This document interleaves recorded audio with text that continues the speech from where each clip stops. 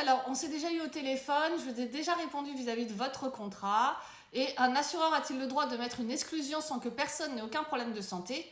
Oui, il a le droit. Ce sont ses conditions à lui. C'est indiqué dans vos conditions générales dans la majorité des cas. Et ça peut être rappelé sur vos conditions particulières.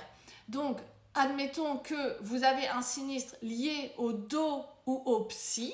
Sur les contrats, vous devez soit être hospitalisé un certain nombre de jours, ça peut aller jusqu'à 30 jours sur les anciens contrats, et si vous ne respectez pas ça, dans ce cas, c'est tout l'arrêt maladie qui ne sera pas indemnisé. C'est une exclusion. Il y en a d'autres, sur les vieux contrats effectivement encore, où ça n'est pas du tout couvert. Même si vous étiez hospitalisé, c'est une exclusion totale à tout le contrat, quoi qu'il se passe dans le contrat, sur toute la durée. Donc, pour ceux d'entre vous qui ont effectivement des contrats d'assurance, là on parle des assurances des banques, puisque tous ceux dont je vous montre, c'est le tableau qui est vraiment pas très joli, où vous avez très peu de garanties, vous avez beaucoup d'exclusions, et vous avez des dates de fin de garantie à 60 ans, quand votre prêt peut aller au-delà. Donc, c'est vraiment dommage, effectivement, ce type de contrat. Malheureusement, si on ne l'a pas changé à temps, entre guillemets, avant qu'il nous arrive quelque chose, eh bien, on va se retrouver avec une exclusion, on ne sera pas pris en charge sur notre prêt et on ne pourra rien faire. C'est une exclusion du contrat et elle est pour vous qui n'avez pas de problème de santé, mais elle peut être pour n'importe qui à partir du moment où vous avez la même notice d'information et le même contrat en fait. C'est une exclusion générique pour tous ceux qui ont signé ce type de contrat à l'instant T, à l'époque, en 2008 je crois sur vous.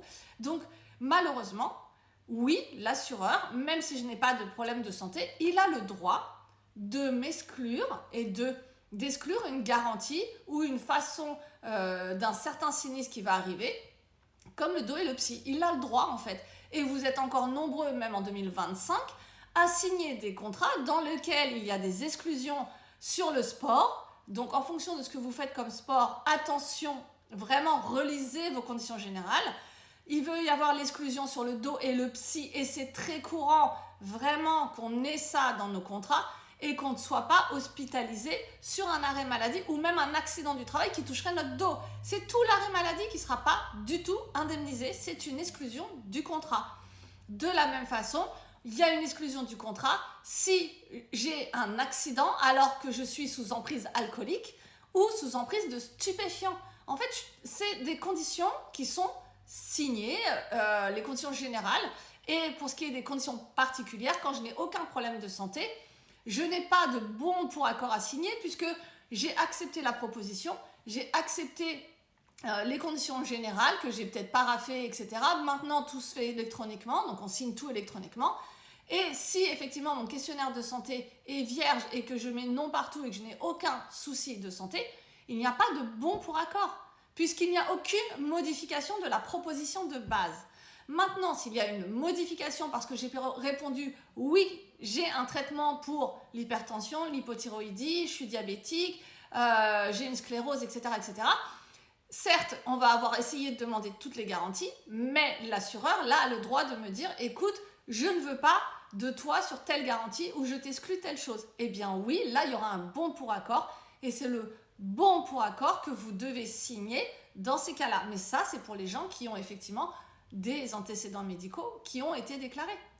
Et dans ces cas-là, la proposition de base ne tenant pas, eh bien, on est obligé d'accepter la nouvelle proposition, que ce soit en termes d'exclusion, que ce soit en termes de garantie totalement refusée, et que ce soit en termes de cotisation surprimée. Là, j'ai encore eu un dossier sur un prêt relais où le client est venu me voir, il a un accord d'une compagnie à 890 € par mois d'assurance. Voilà. Nous, première proposition, on a 850 € par mois. Donc, c'est pas du tout le devis de base. Il y a un bon pour accord. Le bon pour accord, j'ai dit au client de ne pas le signer en attendant de voir ce qu'on pouvait obtenir d'autre. On est redescendu là à 659. Alors, ça paraît beaucoup en assurance, mais attention, ça dépend du montant qu'on emprunte, etc. Donc là, je vous donne juste la différence entre les 890 de base, on est descendu jusqu'à 659 sur un autre accord. Donc là, si ça lui convient en termes de prix, parce qu'au vu de ce qu'il emprunte, malheureusement, je ne pense pas qu'on fera beaucoup mieux, eh bien là, il devra signer le bon pour accord. S'il ne le signe pas, ce contrat-là va s'éteindre en fait. Ce sera un classement sans suite tout simplement. Donc vraiment, j'insiste, mais les conditions du contrat, vous les signez dans les conditions générales, et dans les conditions générales, il y a des exclusions, voire elles sont de nouveau réindiquées sur le certificat, et c'est comme ça, parce que effectivement, c'est tout le contrat, ça n'a rien à voir avec vous-même, ça n'a rien à voir d'individuel, c'est pour tout le monde pareil. Tous ceux qui ont signé ce contrat-là à l'époque, ils ont tous cette exclusion, et oui, et c'est comme ça, et malheureusement, ce n'est pas opposable. Ce n'est pas opposable à partir du moment où vous avez le certificat et vous n'avez pas fait de rétractation. Parce que c'est pareil en fait, à partir du moment où vous n'avez pas pris le temps de le lire et que vous avez maintenant c'est une trentaine de jours quand même, pour relire vos documents après la signature, vous vous apercevez que quelque chose qui ne vous plaît pas, vous vous rétractez. C'est une rétractation, ça n'a aucun impact financier et vous vous rétractez, c'est tout.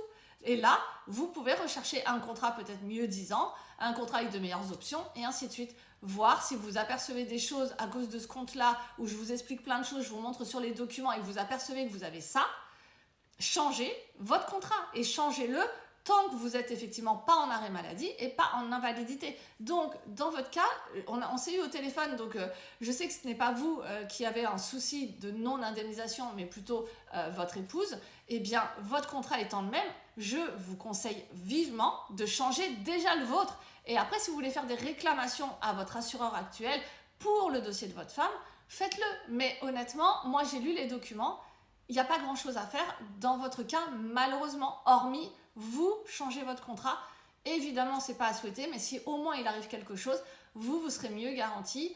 Et dans ces cas-là, il y aura peut-être une prise en charge pour un arrêt maladie, une invalidité, que je ne souhaite à personne, évidemment.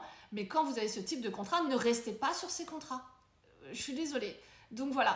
Donc oui, on peut effectivement avoir une exclusion malgré le fait qu'on n'avait pas du tout de problème de santé. Bon courage.